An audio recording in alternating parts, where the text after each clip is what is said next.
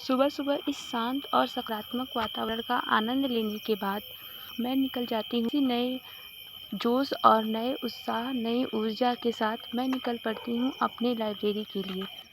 दोस्तों, हम सब उठते हैं सुबह और सुबह उठने के बाद अपना गोल अचीव करने के लिए लग जाते हैं। अपना सारा दिन उसी में लगा देते हैं। नई ऊर्जा, नई उत्साह, नई उम्मीदों के साथ हम नई एनर्जी के साथ सारा दिन उसी में लगा देते हैं।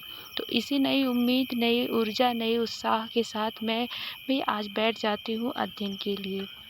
दोस्तों, सबसे पहले मैंने अपने जो डेली शेड्यूल डिसाइड किया था उसके हिसाब से आज मुझे कंप्लीट करने थे अपने इकोनॉमिक्स के सेक्शन, और ज्योग्राफी का जो मेरा पीछे का बाकी रह गया था उसे कंप्लीट करना था, उसका कंप्लीट रिवीजन करना था।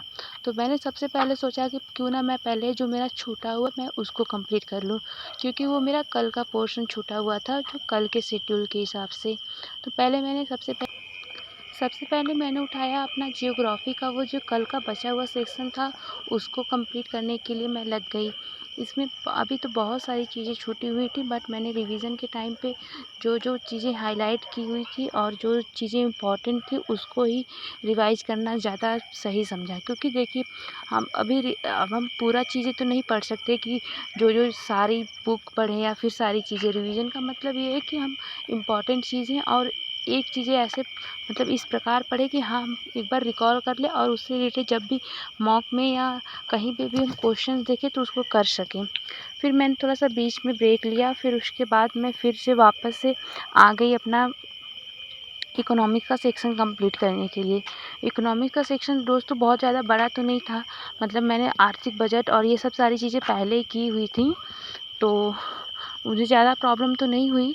बट इकोनॉमिक्स का दोस्तों, हम जानते हैं कि बीपीएससी में इकोनॉमिक्स का बहुत ज़्यादा क्वेश्चन नहीं पूछे जाते, मतलब पूछे जाते हैं लेकिन 10 से 15 क्वेश्चन ही इकोनॉमिक्स से रहते हैं। उसमें भी ज़्यादातर आपका आर्थिक सर्वेक्षण और बजट से ज़्यादा क्वेश्चंस रहते हैं।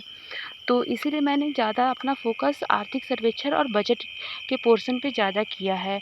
और बाकी इकोनॉमिक्स के जो मतलब पहले के स्टैटिक इकोनॉमिक्स कहेंगे या फिर उसको जो भी कहेंगे, थ्योरी वगैरह है, तो वो तो मैंने कंप्लीट कर रखा था, तो मुझे उसमें कोई दिक्कत नहीं हुई। बस अभी जो नए-नए सर्वेक्षण और आर्थिक डाटा हैं, थोड़ा-सा वो मुझे बार-बार रिकॉल करने के लिए ज़्यादा चाहिए होता है।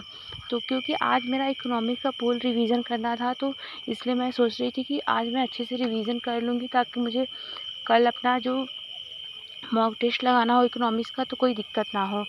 क्योंकि पहले तो मुझे बहुत मतलब ऐसा लग रहा था कि यार क्या मॉक टेस्ट लगाना चाहिए या नहीं लगाना चाहिए, मेरा फुल ऑन रिवीजन तो नहीं हुआ है, और अगर यदि मेरा मॉक टेस्ट में नंबर कम आ जाएगा तो मुझे बहुत डिमोटिवेशन होगा।